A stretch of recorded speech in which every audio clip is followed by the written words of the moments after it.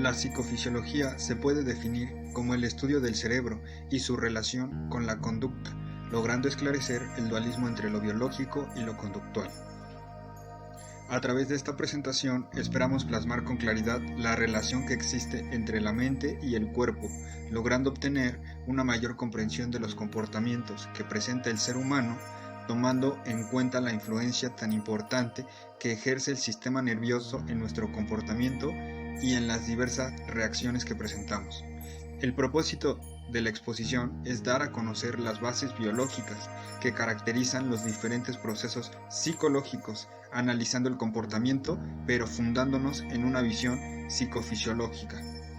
El objetivo es identificar los fundamentos biológicos del comportamiento humano, cómo es que el cerebro influye en los aspectos biológico, psicológico y social, y cómo comprender que el comportamiento tiene bases biológicas que influyen de manera significativa. Teoría de los espíritus animales. Esta teoría fue propuesta por Galeno de Pérgamo en el siglo II. Este filósofo y uno de los principales exponentes de la medicina de la edad antigua, pues quería explicar mediante ciertas hipótesis el sistema nervioso, la corriente nerviosa, las sensaciones, los movimientos, y nos propone 3 teorías médico-psicológicas. La primera, que el sistema nervioso es una red neumática de tubos huecos, que va desde los ventrículos cerebrales, donde se originan estos, a todos los organismos, como las vías, ¿no?, sensitivas y motoras. Hizo la distinción de los nervios en sensitivos y motores. Y por último, la idea de los espíritus animales.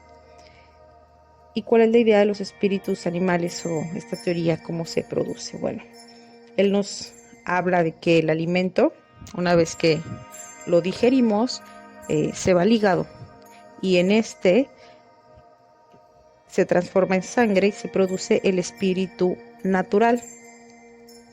Por medio de la vena y a través de la arteria viaja este espíritu natural y llega al corazón. Y una vez que llega al corazón, se transforma en espíritu vital. Y por la sangre llega a los ventrículos del cerebro. Y es aquí donde se transforma en espíritu animal. Entonces, toda esa transformación, espíritu animal. Y ese espíritu animal viaja a través de los nervios hasta llegar a los músculos, y es lo que provoca la actividad orgánica o el movimiento. Entonces podemos concluir que la teoría de los espíritus animales, como parte de explicar el sistema nervioso, se refiere al impulso nervioso, se refiere al impulso nervioso, a cómo las neuronas aferentes o eferentes actúan, a cómo los nervios sensitivos y motores ingresan toda la información, ¿no?, al cerebro y sale. Y a esto Galeno, lo llamó la teoría del espíritu animal, que da esta señal del estímulo, ¿no?, al cerebro y sale. Esta es la teoría de espíritu animal, que más adelante apoyaron de Descartes, entre otros filósofos que vamos a ir mencionando más adelante. Después de Galeno de Pérgamo, Descartes hizo su versión hidráulica del modelo galénico. También él hablaba del cuerpo humano como una máquina perfecta, hipótesis que tuvo bastante éxito, ya que pues en esa época estaba muy popularizado todo lo mecánico. Había varios artefactos de esta índole, como juguetes, relojes, fuentes. Entonces pues tuvo bastante influencia lo que proponía Descartes, que a su vez tuvo influencia también y le reforzó sus creencias del cuerpo humano como máquina, la mano mecánica artificial de Paré. Y él apoyaba igualmente la teoría de los espíritus animales. Él creía que estos espíritus eran un viento sutil o un vaporcito de la sangre que se trasladaba a través de estos huesos o tubos huecos que teníamos a través del cuerpo, ¿no?, como si fuéramos una máquina o un tipo de cañería. Y después de Descartes hubo otros adeptos. Más adelante, hacia el siglo XVII, ya era como una preocupación el conocer bien la naturaleza de la corriente nerviosa y estudiarla más a profundidad. Cambiaron las percepciones o los conceptos del nervio, entre otros, pues en otras definiciones. Y aquí tenemos algunos personajes que hicieron algunas de estas teorías. Tenemos a Borelli, a Prochaska, a Newton, a von Haller y a Galvani. Aquí vamos a destacar a von Haller como el que realizó la tesis de que la sensibilidad es propiedad específica del nervio y la irritabilidad es exclusiva del músculo. También tenemos a Galvani, que realizó la célebre hipótesis de electricidad animal, lo que nos introduce a la naturaleza eléctrica del impulso nervioso, que vamos a hablar en la siguiente diapositiva. La naturaleza eléctrica del impulso nervioso. Pues continuando con los estudios de este sistema y de su naturaleza, otra de las como disyuntivas o de lo que se quería estudiar o aclarar era, pues como lo menciona el título, la electricidad, ¿no?, del impulso nervioso. A finales del siglo XVII, Jan Swammerdam realizó accidentalmente, podríamos decirlo, el primer experimento de electrofisiología. Tenía una rana y tenía envuelta su patita con un alambre de plata y observó que sus músculos se contraían cuando el otro extremo del alambre tocaba una placa de cobre. Por aquel entonces o en aquellas fechas estaban iniciando los estudios de los fenómenos de la electricidad, pero no se tenían muchos conocimientos. Un siglo más tarde, Galvani vino a hacer un experimento parecido, pero ya hablaremos más adelante de este.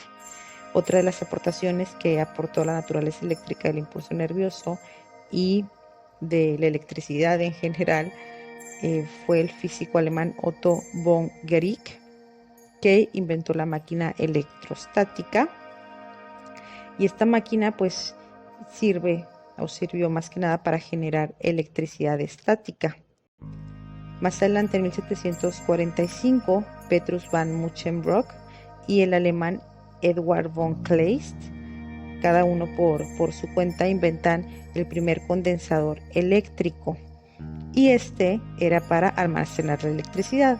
Es decir, Otto van Guericke nos da la máquina que genera la electricidad, y estos dos, Kleist y Muchenbroek, crean la denominada botella de Leyden, que es se considera el primer condensador eléctrico, es el que almacena la electricidad, y bueno, esto ayudó para variados experimentos de transmisión de electricidad, entre otras cosas.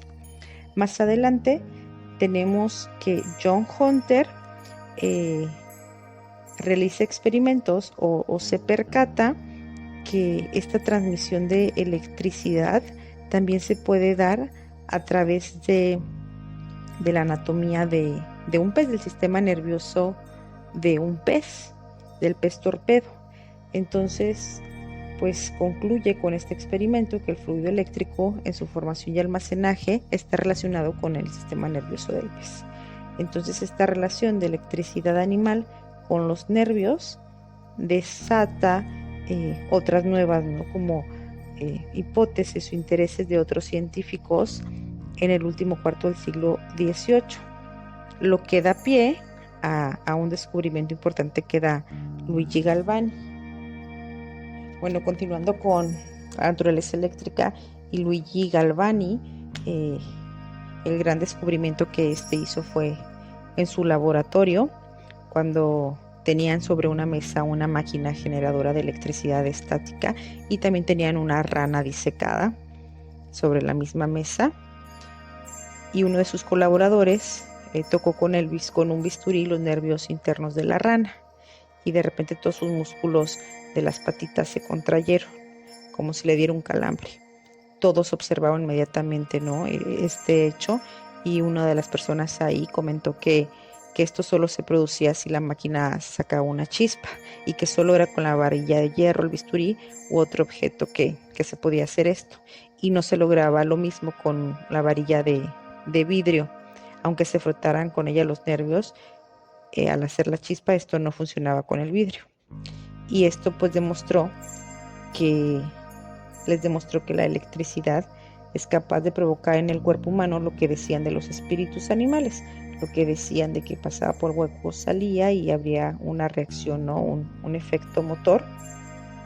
Y entonces concluyó, pues Galvani dedujo que el impulso nervioso era de naturaleza bioeléctrica y no de algo espiritual como se había mencionado antes.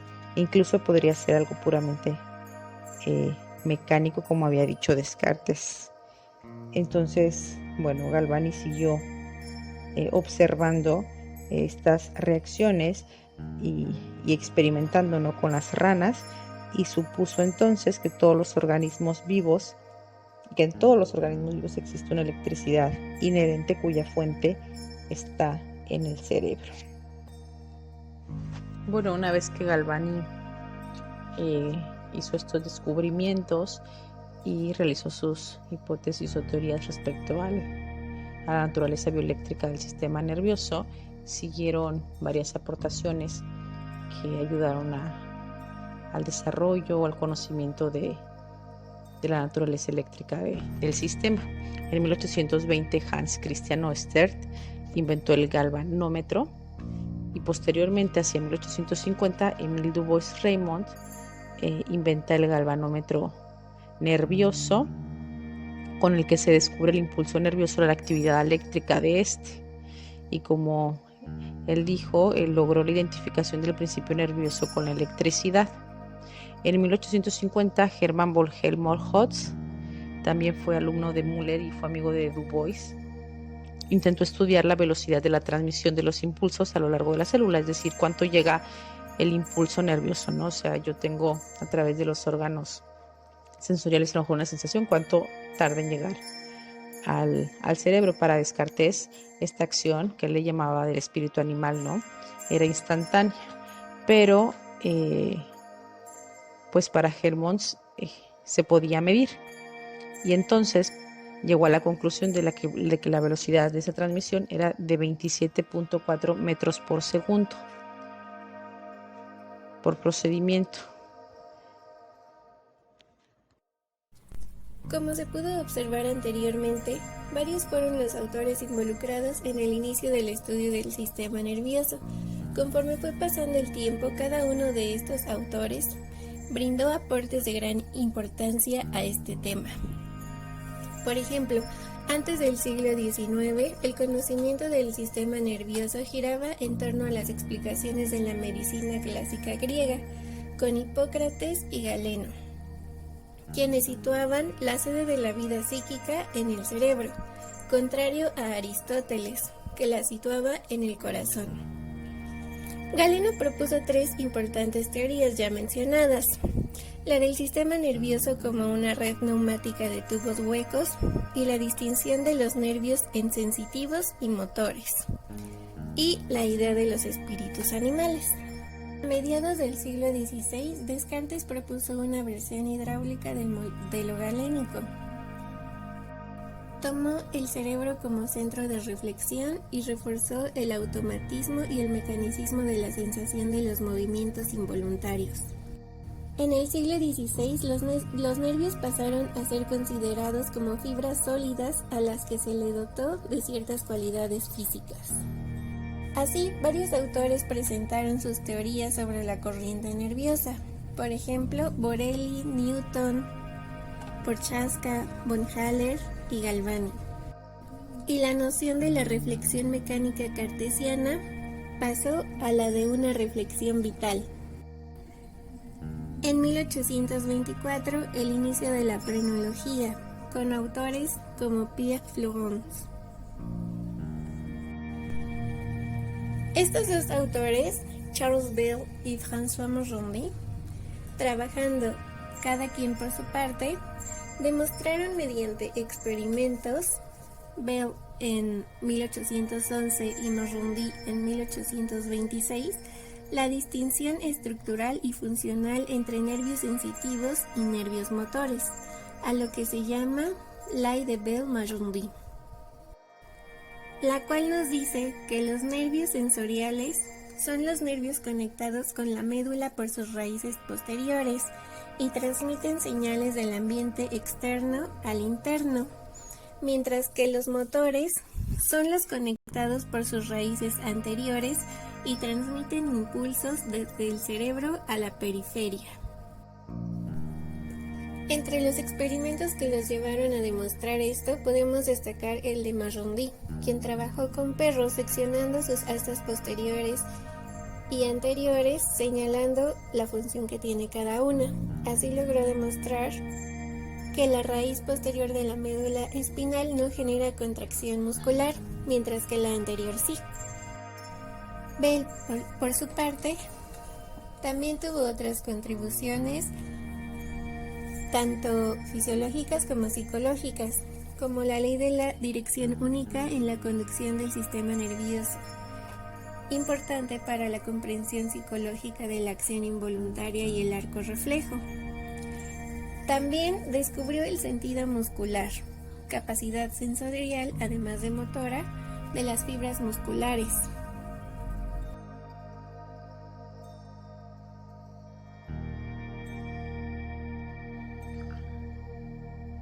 Gall se dedicó a relacionar las características mentales de cada individuo con la forma externa de su cabeza. La frenología de Gall se basó en los siguientes 4 principios. El primer principio: la parte exterior del cráneo corresponde con la de su interior y esta a su vez con la superficie del cerebro.